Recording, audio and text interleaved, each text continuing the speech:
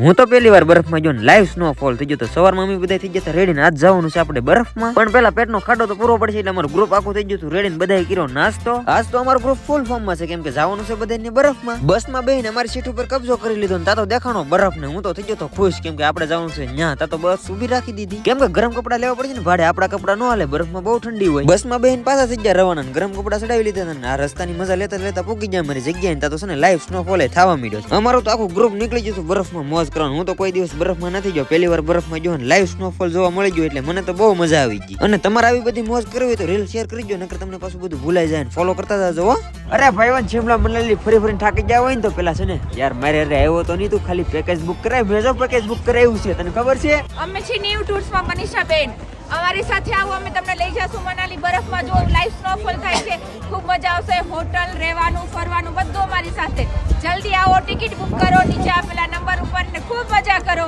all India ફેરવું છું તમને all ઇન્ડિયામાં ગમે ત્યાં જવું હોય મળી રહેશે અને બાકી નીચે કોન્ટેક્ટ નંબર આપેલો છે તો જરૂર બુક કરાવો ને અમે આવ્યો ને યાર કેવી મજા આવી બહુ મજા આવી ને